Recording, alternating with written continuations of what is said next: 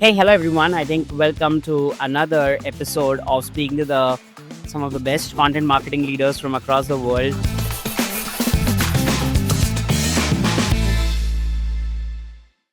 Very excited to have Caroline Gilbert today on this podcast with us. Caroline is the director of content and editorial at Angie, uh, managing almost a team of 50 plus people, a library of close to 10,000 plus pieces of content in total. Caroline, it's good to have you on the podcast today. Yeah, thanks for having me. Superb. I think would love to know you better, right? I mean, where did you grow up? How did you land up into the entire marketing side of the world? You've spent a good amount of time at the agency ecosystem, eventually moving out of the brand side. Uh, Love to get a sense about Caroline as a person, right? I think we will start with there, and yeah, we'll take it up from there. So, thank. Over to you. Sure. So my college degree was in communications. I actually focused in public relations for the early 5-ish years of my career, both agency and in-house in public relations. That was all on the East Coast. And then when I moved out to the West Coast, which is where I reside now, I was trying to find work and I found this really interesting overlap between public relations and link building and SEO, and then more broadly, content marketing. So I kind of parlayed my prior digital PR and traditional media relations experience into that world, which I found really exciting and a new way to flex my skills, because I didn't really consider myself a marketer until I had landed my job at Siege Media and worked in that agency environment for about 7 years, and then eventually was able to go in-house at Angie. So that's kind of how I got my start, was actually more on the PR side. And then I've just slowly grown my skills and experience into more content marketing, SEO, all of that. Oh, perfect. No, so I wanted to kind of ask you this question, right? When you start your career at the PR side of the business, usually people build it the other way around, where they understand the production of content first and later the distribution part of it.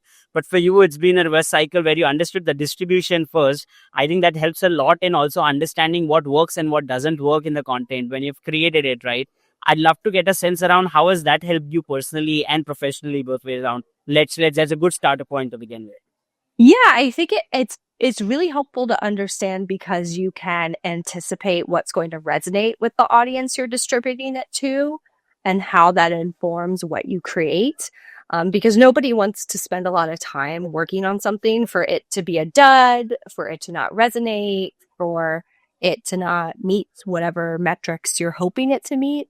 So I think my PR background really helped me there. And of course, I did still have some basic content creation understanding. Public relation professionals are actually also content creators in their own way. They're just creating content for a different audience, which is journalists and broader media. So, it felt familiar in some ways, but obviously the metrics were a lot different, which is what was exciting to me. That is super to know. And I'm also very, very curious to understand from you, right? I mean, when you started your career on the agency side of the world, right? And now that you've moved on the brand side of the world, uh, how has the difference in the stints been like for you, right? And one has it what are the pros and cons of being on the brand side versus the agent side? I think you've seen both sides of the world. A lot of marketers usually get confused, but I've heard someone saying this that people who come from the agency side are one of the best marketers that will exist because they understand the nitty-gritty of operations, eventually leading to more strategic decision making. I'd love to get more nuance from you on that. Yeah, I mean, having agency experience early on in my career really helped me hone in on different types of industries and different client types. So I worked kind of across the board from e-commerce to direct to consumer, even B2B and like SaaS technology. So that really helped me personally understand what industries were really of interest to me and where I felt like I excelled, and just get a lot of different knowledge of different customer types. So I'd say that was a huge benefit. Maybe a con of agency is that you're oftentimes not driving your idea to home plate. So you're maybe just the execution arm for a client, and you're not fully responsible for the end result. I mean, obviously you want to deliver good work for your clients. the number one goal. But you don't have as much of a say in the end on all the decisions in the content process. On the flip side, what attracted me to move in-house was to have more control and understanding of all the sort of content levers at play and to have more of a strategic mindset. So I was able to bring from my agency time a really strong execution knowledge, but I really wanted to build my strategic thinking and planning skills at a higher level, which I was able to get um, at Angie and moving in-house. So I think that's sort of the balance that you have to take, whether you choose agency or in-house. I don't think it's one is better than the other, and I don't think you have to stick with one for the rest of your career, but you do kind of have to understand at certain stages in your career what you want and what you're going to get out of those setups. Interesting. And Caroline, I mean, I'm very curious to know, like you moving from an agency background to a company like Angie in-house, basically, and then you scaling the teams almost from what they were like 3 or 4 people when you joined to almost a team of what 50 plus in the span of what 6 months, if I'm not wrong. I might be missing out a few on numbers, but that's how you scaled up pretty fast with the team. I want to understand one, how do you go about building that team up? Because a lot of people want to scale content production, but they're not able to do as a matter of dependency on others, or maybe not being able to scale the team with that consistent effort of quality cross quantity. I'm just very curious to understand from you because you've scaled an engine up already.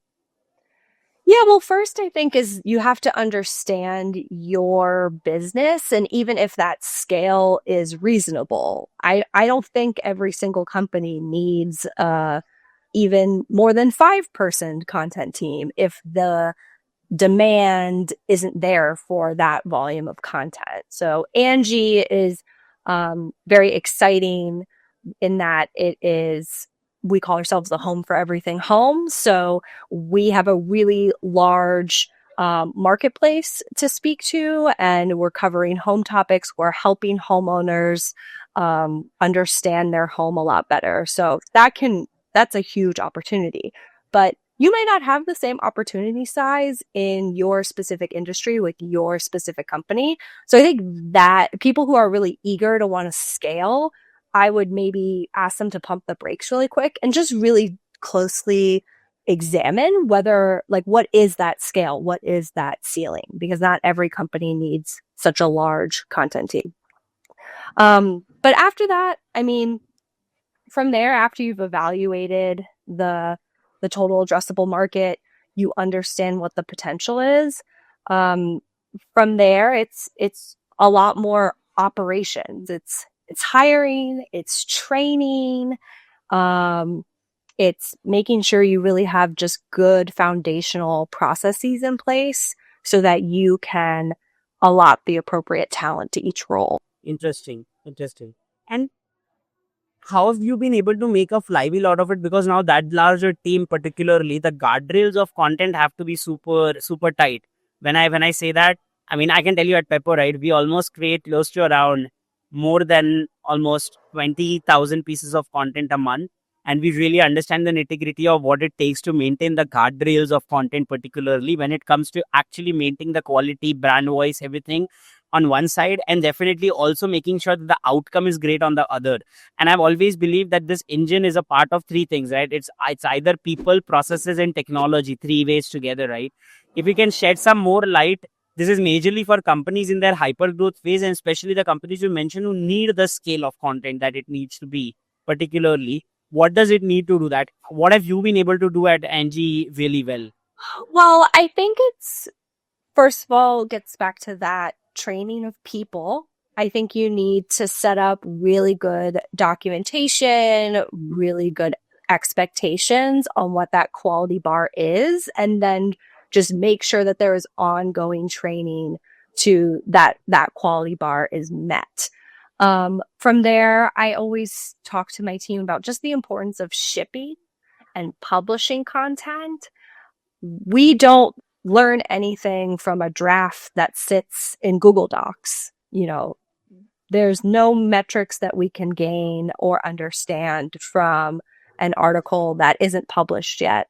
So once we feel like it's met our quality, we should really do our best to get that live, and so that we can measure 1 week, 30 days, 6 months post publish, because that's actually where the real trading and learning kicks in, because you can understand, did this rank? Are people clicking on it? Are people reading it? What's the scroll depth? That is when you actually get true data that then you can go back to your quality, you know, meter or quality checklist and say like, okay, we're spending a lot of time in this area, and actually it's not giving us any valuable output. An example might be, let's say we decide to add an infographic to an article page that goes at the very bottom.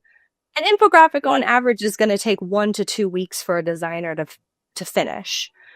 And if we already know that the scroll depth on that article page is maybe 25%, we've just spent 2 weeks of our production process on an asset that 75% of our readers don't even see. When you come to that quality versus quantity, how do you achieve scale? You have to get really, specific about what stages in your process are holding you back versus what stages in your process are worth investing in because they are showing positive outcomes. And bringing that data back to your team can be really helpful, because then it's not a question of everybody doing different things because they like it and it's fun and it creates cool content. It's, well, where's the best use of this person's time? Because we only have so many hours in the day to do this content. We need to make sure that it's spent wisely. Interesting. And you mentioned about the measurement of content particularly, and I completely realized that, we are looking at this one term called ROCC. It's called return on content creation, particularly just like you have a return on investment or a ROAS in that case.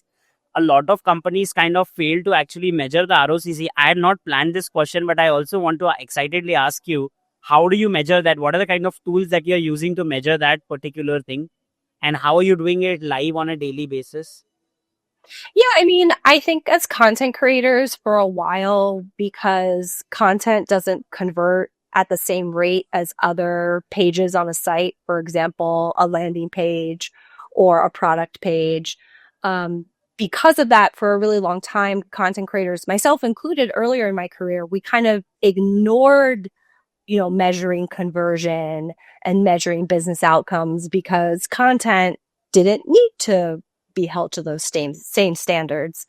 That has changed pretty dramatically, especially in the past 5 years, I would say, if not longer, to your point, now having to measure that return on investment. So on our end, the metrics are actually quite simple. It's things just like conversion, revenue, and then looking at, okay, we paid this much for this piece of content. This is what we got out of it. Was that worth it? It sounds to maybe somebody who's considers themselves a creative, maybe spent their entire career as a writer or editor up to that point, really daunting. But the business, the math is actually quite simple to look at and make those calls. And I think, again, as directors, as VPs of content, we just need to stay very vigilant on that the content that we create needs at least a percentage of our library. Not every single piece of content, but a percentage of our library does need to drive actual business value. Interesting. And I'm also very curious to understand this from you, right? You also scaled up the SEO side of the world, right? Whatever you were saying are all metrics of the content side, which is much linked to the quality of content particularly, right? But a lot of times, I'll put it this way to you, Caroline, right? When we've been working with customers at Pepper, right? We've always seen customers after a point in time do not just care about the content. They're like, hey, content is great, but what is it driving for me? And to all the metrics that you mentioned, they're great because these are to be tracked for us to get outcomes. But we have generally realized a big chunk of content, maybe like around 50-60% of the content chunk is majorly for the SEO activities, right? Now I want to understand, with Google launching so many content updates on a regular basis, content taking up almost a front seat, like a driver's seat, I would say, in the SEO bit. How have you been able to adapt to it, and how have internal teams? When I'm hoping the SEO team is different than the content team over there at Angie as well, right? How are you guys internally dealing with each other when it comes to a best optimized process when it comes to content creation for SEO? Yeah, so we do have a tactical SEO team that we partner really closely with. We have a great partnership with them. I come from my background in content is that sort of search driven content marketing. So that's where my area of expertise is. So I would say I don't have such an issue collaborating with my technical SEO team because we get each other, we speak the same language, we understand what the quality bar is, what the Google best practices are, EEAT, all of those types of factors that play into what gets ranked on Google. So there's no friction point for me personally in my role there. I would say for listeners who maybe are struggling with that, who maybe do have an SEO partner that is trying to drive that content calendar, I would say, you know, a keyword is one thing, but as the content creator, you also have a really strong perspective around audience and user intent. And you have to be able to find where those two things overlap. So we do spend a lot of time on our editorial calendar deciding, what keywords we should rank for and what keywords we shouldn't rank for.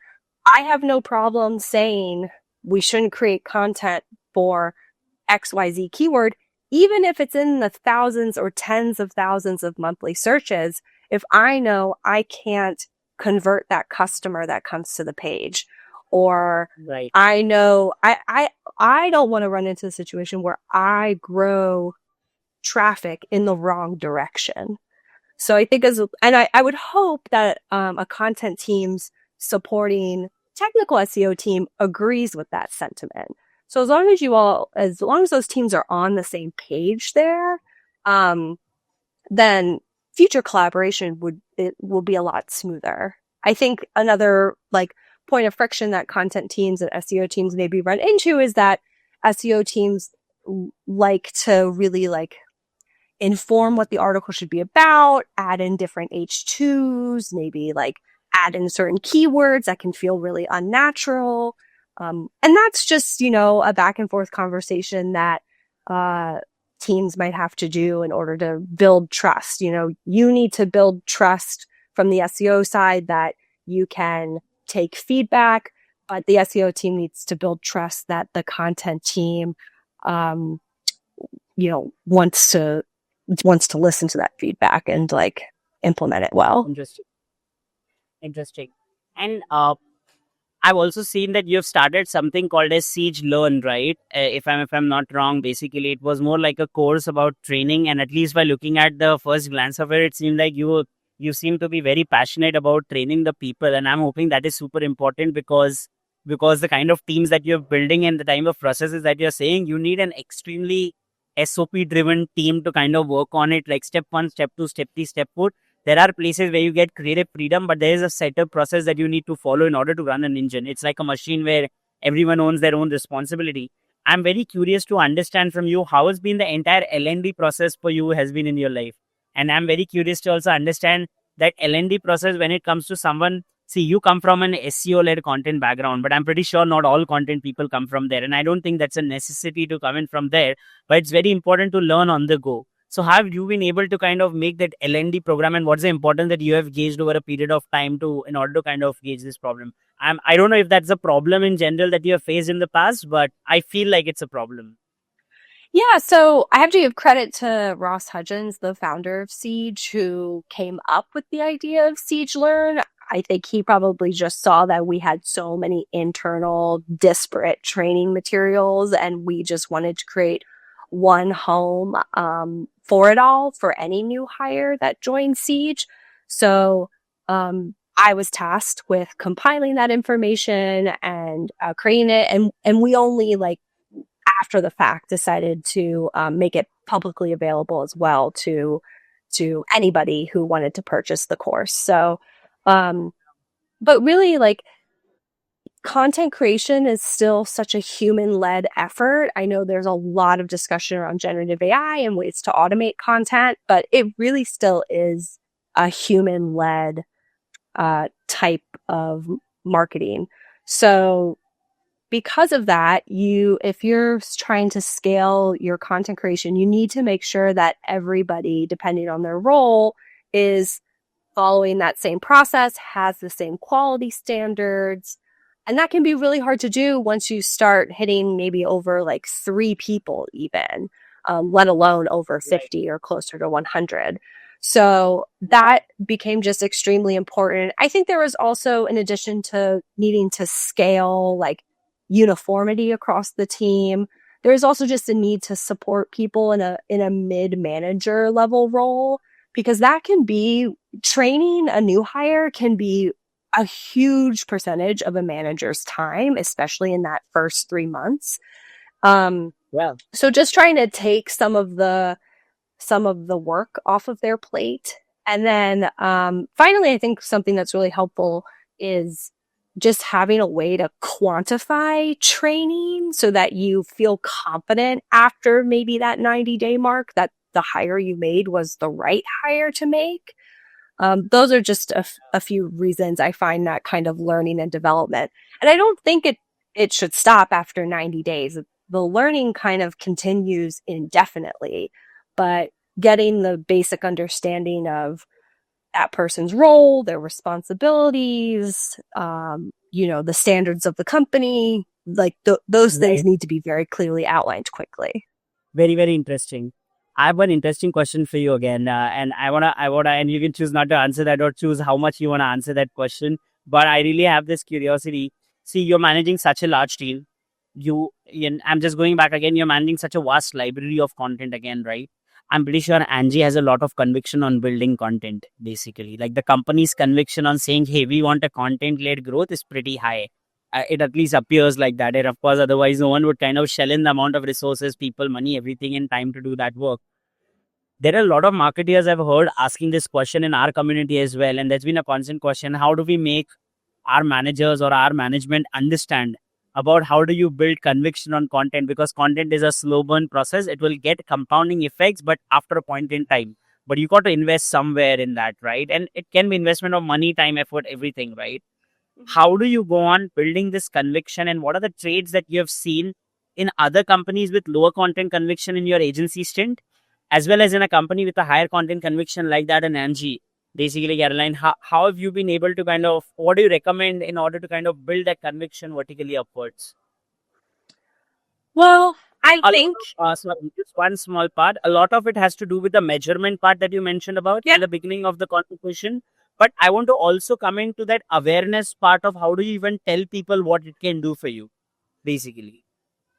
yeah, I think if there's a competitor, maybe not even an exact match to your company, to use as a proxy or an example of successful content is a really good opportunity to get executive buy-in. So if you can say, competitor A is producing this much content, they have this large of a team, um, and this is what they're doing. You can use proxy metrics from things like SEMrush or Ahrefs. You can look at their LinkedIn and see how large their content team is. I mean, that kind of initial, just to get a sense of what the competition is doing, can be really helpful.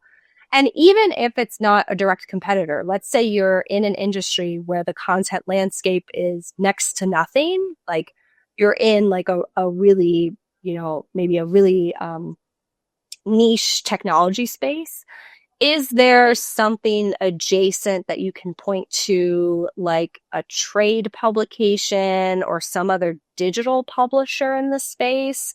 That's something that in my world, especially in the agents, when I was working at Siege on the agency side, we'd have clients that come to us that would be interested in content, want to explore it, but they don't they don't have, any competition really yet, which, is a great thing. But you could kind of get a sense of what the opportunity was based on maybe like a publisher or a competitor that's not an exact match, but maybe they have like one product that overlaps with yours.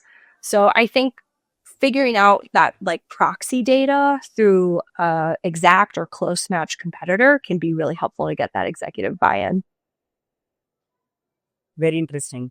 Well, thanks, Caroline, for telling us more about the professional side of the world. I have one very interesting part again to kind of also ask you. You've been a mentor at the Women in Tech SEO community, right, in the past. I want to understand what was it all about. We've been dealing with a lot of SEO folks across the world. How was that initiative particularly? If we can speak a bit more about it, that would be awesome. Yeah, so I've been a member of the Women in Tech SEO Slack group since, I don't know, at least 5 years, if not a little longer. I really have to give full credit to Arij Abali, who is the creator and founder of that community. And she just does a really stellar job organizing that mentorship program. It's my third time doing it. Find a lot of value in it. I've had really great professional mentors in my career that I can attribute a lot of my career success to. And so for me, this is one just wanting to pay it forward because I see the value in that. And then also, I learn a lot from the individuals I mentor because they are oftentimes in the same career stage as people that I manage. So if certain individuals, the mentees that I'm speaking to are going through certain career challenges or just have questions, it's it's not unlikely that maybe the people I manage at Angie have similar questions. And so I take a lot out of those conversations as well. Makes sense. Makes sense. And okay, great. I think one more part I want to kind of wrap your head around is also with understanding more about the beast in the room. That's AI. You're on the West Coast comparatively, and I think that's still a lot of AI conversations happening over there. I'm in New York right now.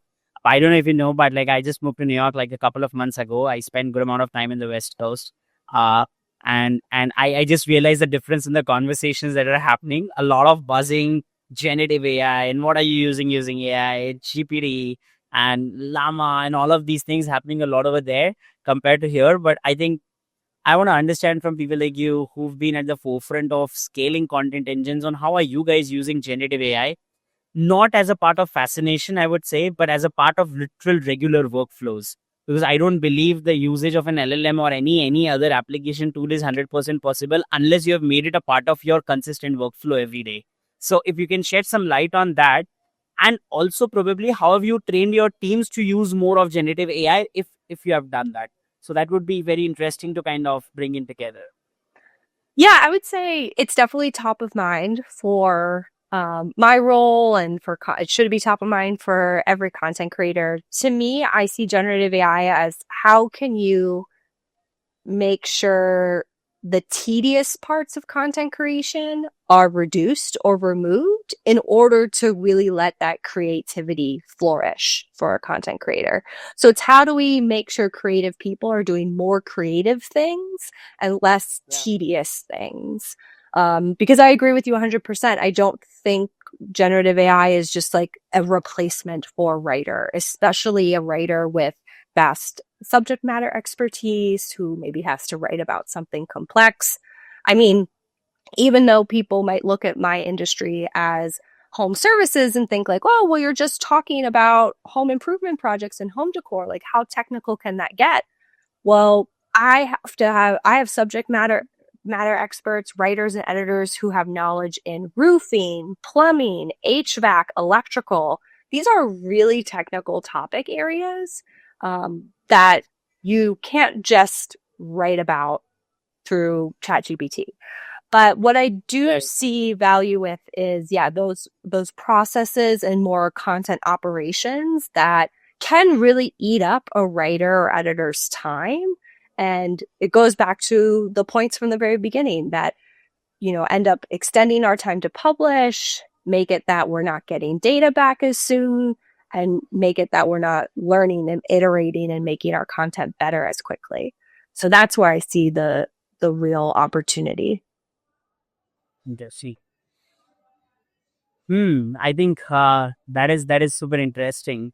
Uh, Caroline, I'm also very curious to. We usually do this thing with whoever comes on our show, right? We ask them about what's been one of the star campaigns you've been a part of. Maybe a campaign, maybe a customer, a project, especially for people who come from the agent side of the world. There are like high pressure days that you've been the agent side, and there are some work that you really call the work of your life in some sense, basically, right? You're super proud of that work. If you want to mention about a few things that you've done maybe in the past or have been part of those projects that have really maybe failed, maybe seen the light of the day, whatever you call as success, but love to speak more about that.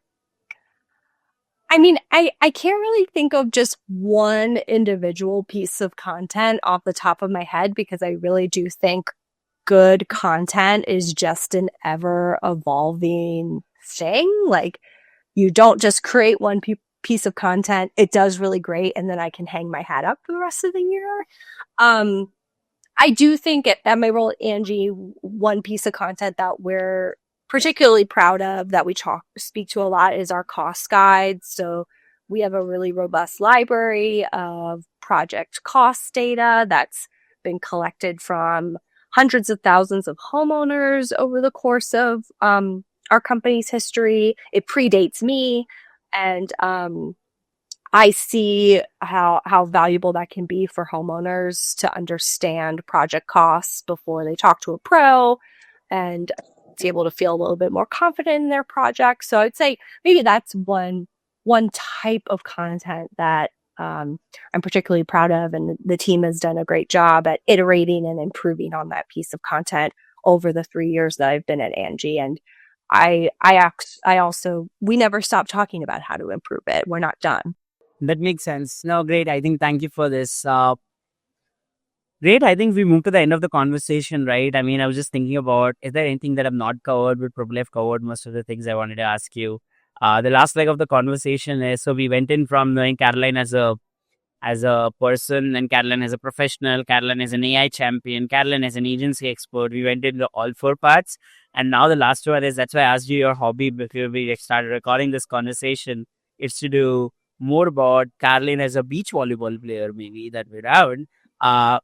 We have a set of rapid fire questions that we kind of keep on shooting at you. You get 6 seconds to answer each of those questions particularly, and just speak whatever on the top of your head. So as fun as we can make it, but we'll just go if that's okay. Cool. Yeah, let's start.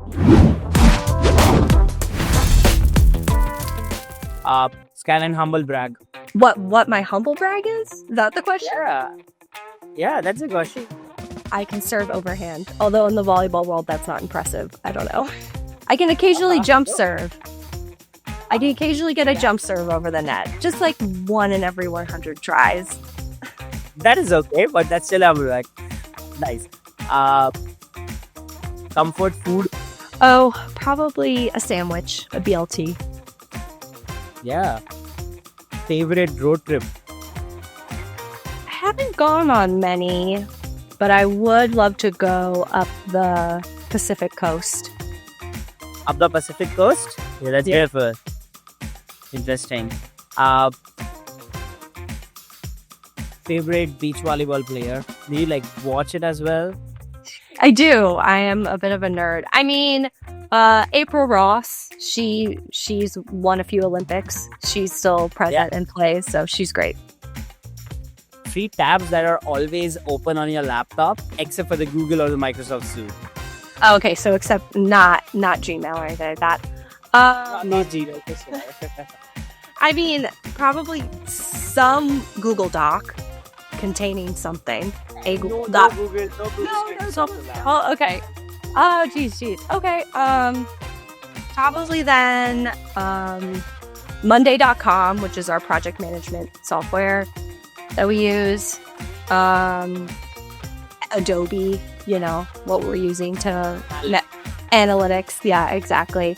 And then finally, probably Figma, because I work really closely with our product designers, so I'm usually reviewing things from them. That's lovely. If not a content marketer, what would you be in your career? I would be a urban planner. I think transit Very nice. and city planning is really cool. And I sometimes wish that I had gotten that instead of a communications degree in college. That's very good. I have a follow-up on that. Which city would you want to kind of replan again if given a chance?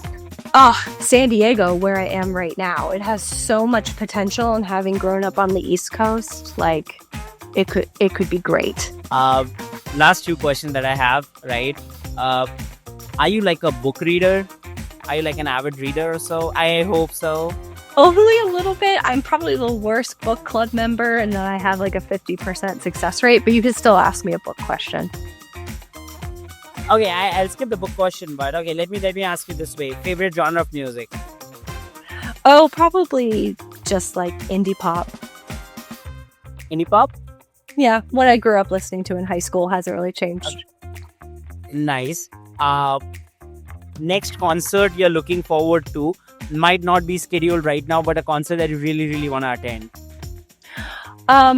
Well, anytime Jenny Lewis is touring, I will go see it. Otherwise, I'm actually not much of a concert goer. I'm a little bit of a homebody in that sense. So, but that is super fun. Last piece I want to ask you: one company that you think is not doing their marketing right. Oh, I won't put anybody on blast like that. I don't think no Okay, company. let me put I guess one no com- company stands out. Okay, let me put it out this way. Let's not name the company. Let me put it out this way. The worst marketing copy I've ever read. Something that you read it and you're like, hey, this doesn't your for sure. Well, the worst stuff I've read is usually from some sort of generative AI, and I would say anything that ends in an exclamation point is not good. It's not good. Okay, that's nice. Everyone writing an email to Caroline, not put in exclamation marks on the email. So Yeah, in the body of an email, fine. But if you're doing like a headline or a call to action or a subject line and it ends with an exclamation point, then I have my doubts. was that also valid when you were in your PR stints? Oh, for sure. Journalists have the highest bar of judging content. They can sniff out. Their job is to sniff out BS. So it is a good training ground. No, that's super good. I think it's been fantastic, Caroline, for doing this chat. I hope you enjoyed it. There's a lot of knowledge that we kind of gauge from it because you're running a really large content engine that a lot of people can learn from. People aspire to kind of do that, and someone who's been like a writer at heart, if I were to put it this way, or someone who's an editorial person at heart, coming from the distribution side of the fair business. It's been a fantastic side to chat with you. Of course, Angie, we all know that. We've all kind of in some sort or the other looked at the company, the way it has grown. But thanks for making this happen. Thank you so much for being a part of this. Yeah, happy to. Thanks for having me. Super.